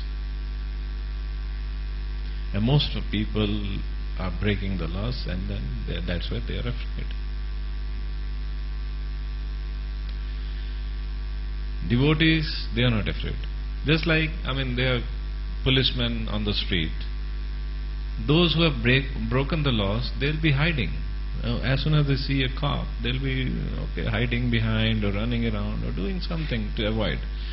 But those who haven't broken the law, they don't care. A cop is there, or even if a commissioner comes and stands next to him, I don't care. I'm not afraid. So it depends on the person. Devotee, they love God. Why would they be afraid? General people, they are afraid because they want something and they have broken laws. They know they are not on the right track. So that's why. And even then Krishna has given not 1, 2, 10, 20 but 33 crore demigods to run the universe properly. So for everyone, Tuesday is Hanumanji's day, go to the temple, do this offering. Wednesday, go somewhere. Thursday, go to Sai Baba. Friday, go to this temple. Saturday, Shaniji Maharaj, obviously we have to go, otherwise Sadhe Sati is a problem. Sunday, Sunday what? Suryadev? No. Or just sit at home, watch TV. Monday, go back to Shiva temple. People are afraid. They want something, they are not getting it, they are afraid, they are scared in the material life, they are struggling. But they are afraid. Why not treat Krishna obviously? Why not treat him as your father, as your lover? Who would be afraid of father? If it's my all-loving father, who would be afraid of him? Same thing Krishna says it said in Srimad Bhagavatam, Akam sarva kama va moksha kamudhardi tivren bhakti yogena yajeta purusham param. Even if you have no desires, even if you have all kinds of desires, and even if you desire liberation, just worship me.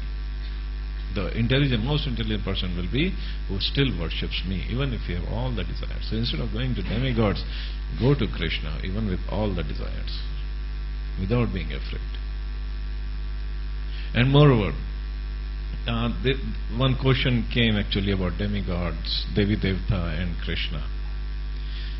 Simple story, it's a true story, it happened, just revived this story today in Gurgaon also in my class. A person came from Germany.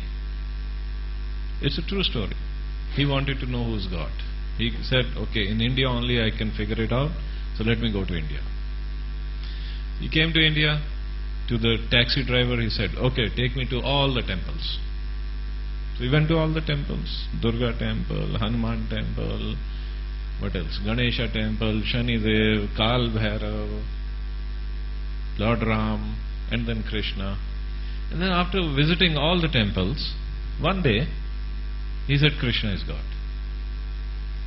Taxi wala was, wow, man, this is far out. How could you figure it out in one day? He said, every temple I went to, Durga Devi temple, Durga Devi is holding the Trishul, she is sitting on lion, she is killing some demons. Shiva temple, he is meditating, he is doing something. But Ganesha temple, he is sitting there, but he is sitting with he is killing. He is also like he has his foot on some demon, and some other temple. They all are doing something. Hanumanji, he is carrying such a big mountain on his head, on his hand. Lord Ram temple, he is carrying his bow and arrow. So they all are doing something, either killing or doing some penance or austerity or something. But only Krishna temple I went to, he is enjoying with Radharani. He is holding his flute and he is enjoying. So he must be God. Because ultimately, the CEO of a company, ultimately he does not do anything big work. He just plays golf and does some deals. That's all. So Krishna must be God. It's very simple. Only thing, he didn't go to Gaurnitai temple, then he would have really believed. Gauranga is God. He is dancing. He is not just standing, he is dancing. Chaitanya Mahaprabhu is God. It's only our problem that we don't love Him. We are asking Him, and if we don't get it, we are afraid. We are afraid of our karmas and this and that. So just love Him. Simple. And then the question was, I agree about the presence of God. What is the purpose behind His not manifesting Himself? He is manifesting Himself every second. Problem is we don't have eyes to see Him. How many of you have taken darshan of Radha Parthasarathi today? How many of you have really taken darshan of Radha Parthasarathi today? Somebody can say, those who haven't gone to take darshan of Radha Krishna in the temple, oh, it's just stone. They made of marble.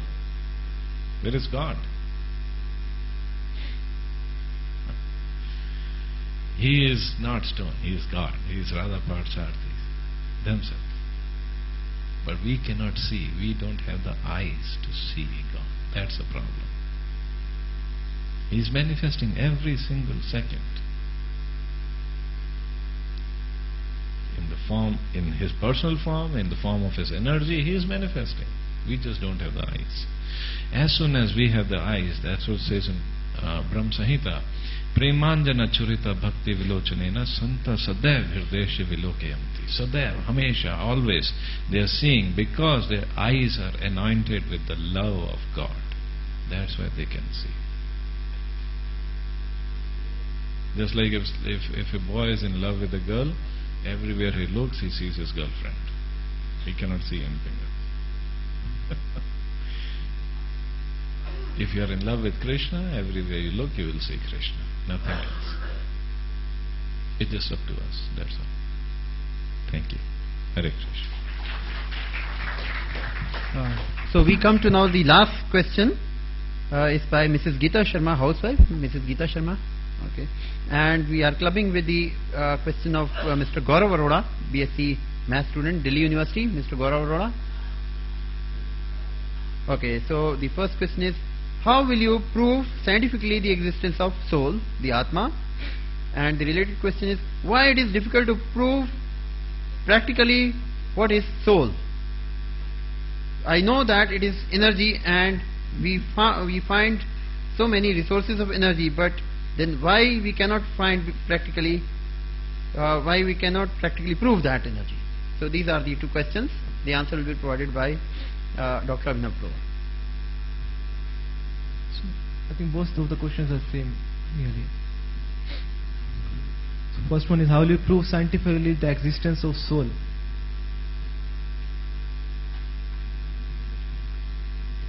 The first thing we try to observe scientifically is like we want to see the things, but most of the times it doesn't happen at all.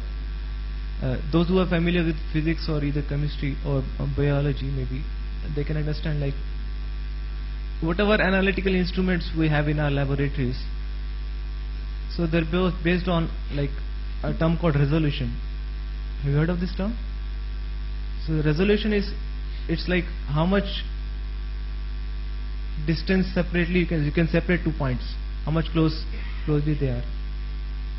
So far the instruments which we have in our laboratories, like maximum they can go for 10 raised to the minus maybe nanometer range or somewhere more lower. But in the Shastra it's mentioned that the size of soul, it's if you take the tip of your hair and divide into 10,000 times and take that, so that is the dimension of the soul. So there is no way we can scientifically see it, or maybe observed by some analytical instruments. There are even instruments like confocal microscopy or live cell imaging. So there you can see some live cells, but you can't see even the components of the cell, like mitochondria or some cell membrane or something like this. Can't go even more deeper. The soul is even more subtler than that. So as such, I feel this by scientific observations will not be able, even in the future also, will not be able to view at least. But of course we can always have the effects of the soul. So like we'll all know the effect of the soul is a consciousness. So whenever a person leaves the body, the soul leaves the body, so we say that chala gaya. So what is that thing? So there is something which is different from the body, that has left the body, and there is no way now we can input something in that body so that to make it alive, because that thing is not in our domain, in our material domain. But not a worry, there have been studies which have been done by a lot of scientists. There is one Professor Sabom in US. So what they have done studies like near-death experiences, NDs they call it.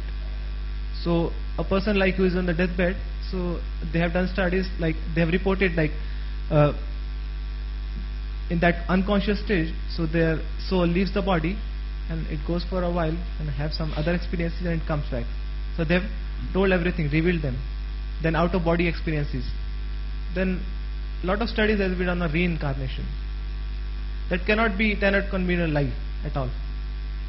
Like in this birth, I know what has happened to my previous birth. I have not visited that country even, but I can describe each and all of these things. Until unless the soul is translated, the same soul is translated to the body in the next birth. So that proves that there is soul. That's a very basic argument for the existence of soul. If I may, there is a very practical way of understanding soul. You want to see a 1 minute demonstration? No. Who is this? Gaurav Arora. Please come.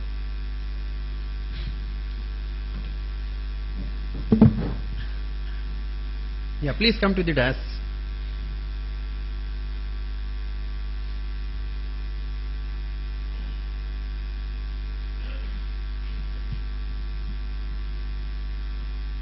Please face the audience. Nice boy, isn't it? Don't be scared. Can you point out where is your head? Where are your hands? Your shoulder? Your legs? Your stomach? Your jeans? Your shirt? Your body? And where are you? But you said this is your body. I asked you, where are you? So when we say this is my body, means I am separate from the body. If I say this is my head, means I am not the head. If I say this is my body, I am not the body. If I say this is my this is my dhoti, this is my jeans, so I am not the jeans. So who's that me we are talking?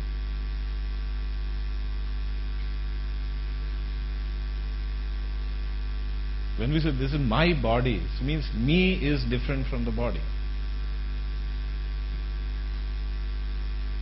So that is the soul. Thank you. One last question is there, I'll quickly cover. Like theory of, it's from Anuj Kumar, DTU. Theory of origin of universe, Big Bang, is it correct or not? The answer is very simple. You take a bomb, you buy a bomb, small bomb, and light it up. So then see what happens after that. Suppose we bring a bomb here, and then you ask, we are going to lighten up this bomb, and you stay here. Please be here. No, it's going to turn into a royal palace where will be some very good food, and all the damsels will be here dancing. So please be here. We are going to light up this bomb. So only an insane person will stay back. We all will move out because we know what happens after the bomb. It's only a destruction. No construction takes place. So that is what it simply says. Big Bang means there is a bang, and there is no way some construction will come out of it. They say that after Big Bang, the earth got created. So that seems to be quite insane. Do not believe it.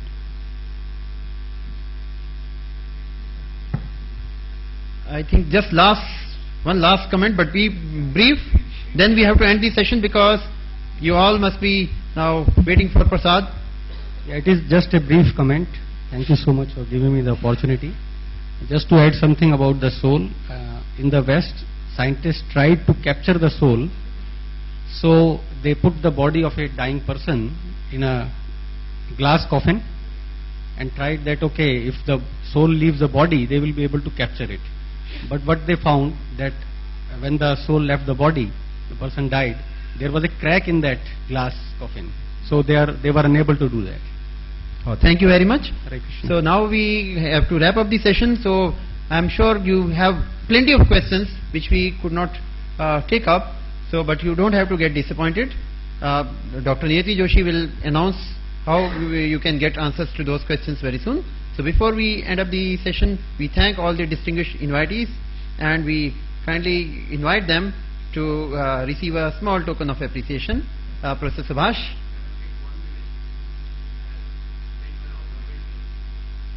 Sir, you please take 2 minutes.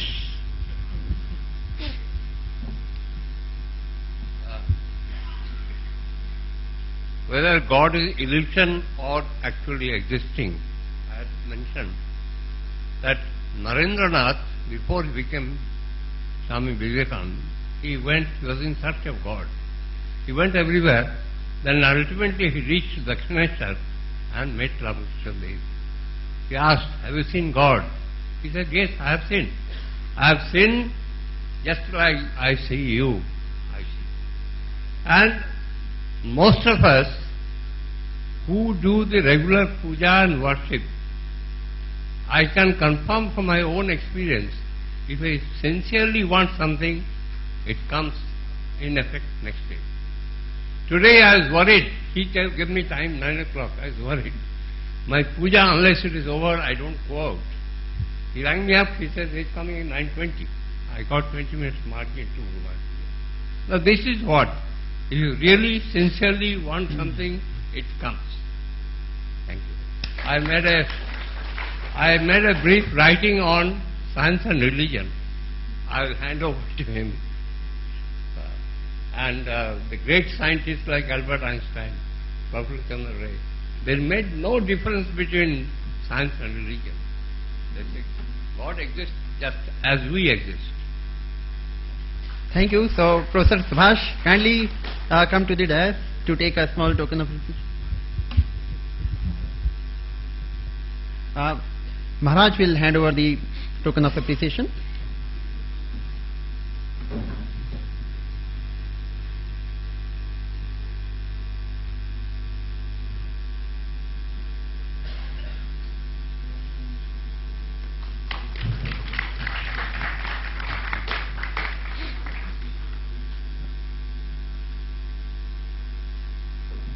Dr. Tiwari.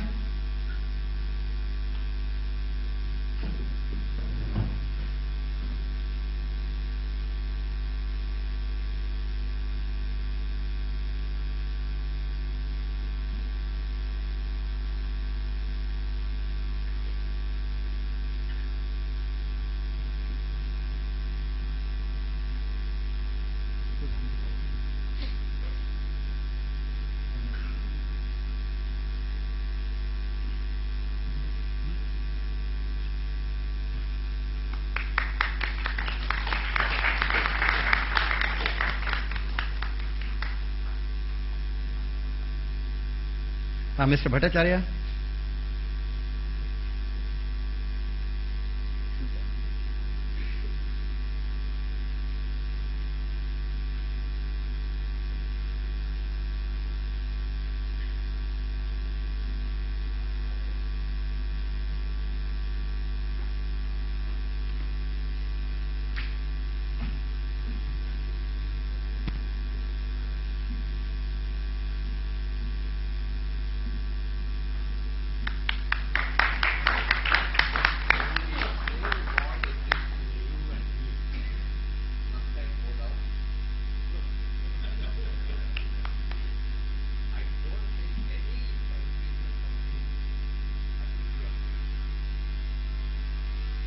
Mr. Rajesh Ambani.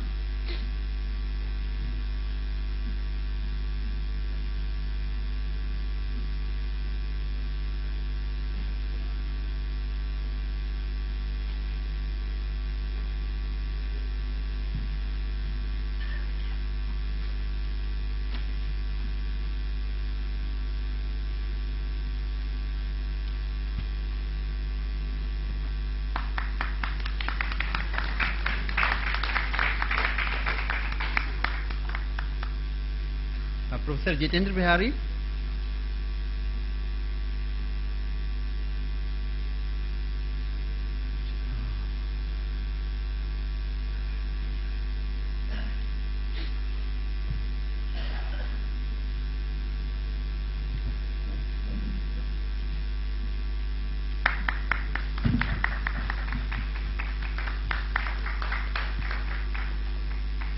Professor Dinesh Sharma.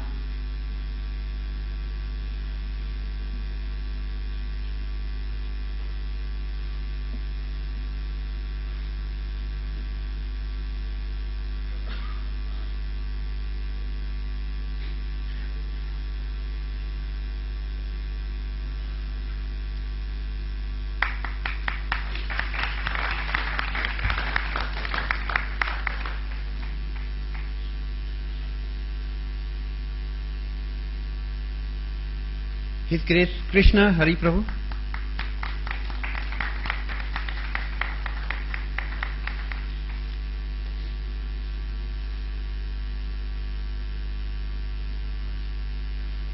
So Prabhuji is a very distinguished speaker. He preaches all over India, especially in Delhi. And he also has lot of practical near-death experiences as a doctor. And he can tell for hours. And now, special gesture, we invite Dr. Prayag Narayan Mishra. In fact, how we got idea for this interactive session, it came from him a year ago. So let's welcome him, and he will take 30 seconds.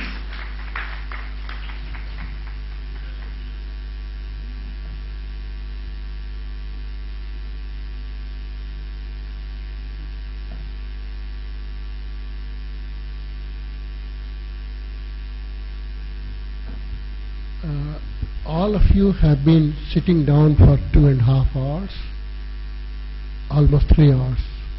One humble request. Please stand up, everybody.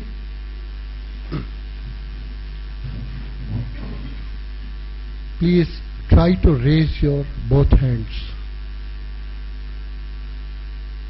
And join with me in saying Mahamantra.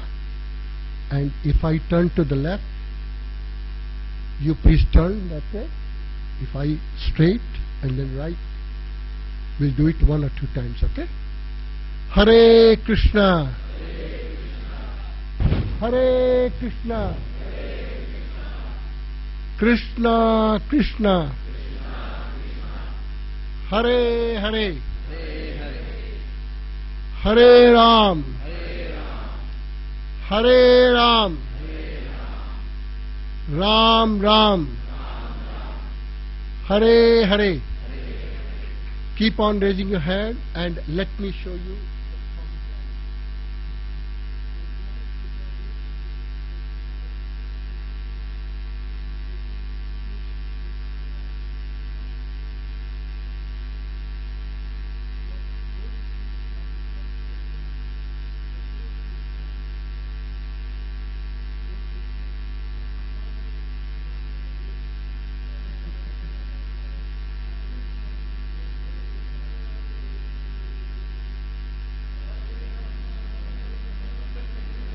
Krishna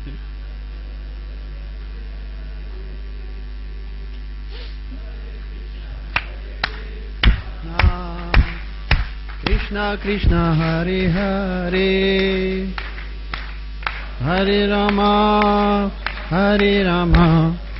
Rama Rama Hare Hare Krishna Hare Krishna Hare Hare Rama Rama Rama Hare Hare Hare Krishna Krishna Krishna Hare Hare Hare Rama Rama Rama Hare Hare Hare Krishna Krishna Krishna Hare Hare Hare Rama Rama Rama Hare Hare Hare Krishna Krishna Krishna Hare Hare Hare Rama Rama Rama Hare Hare. Thank you very much. All good things come to an end. Then they start again. We can keep on dancing, but Dr. Bhalla has to catch a flight to Hyderabad. He's getting anxious. No, I am not at all anxious. Thank you once again very much. This is Lord Chaitanya's mission, which has been preached in West by Swami Prabhupada.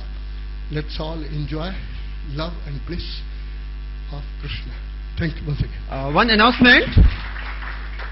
You are seeing some gift for the distinguished invitees, but every person has some gift. You fill up the feedback form and collect your return gift. And Dr. Niti Joshi, he will do the vote of thanks and he will make some announcement also. I am now handing over the mic to him.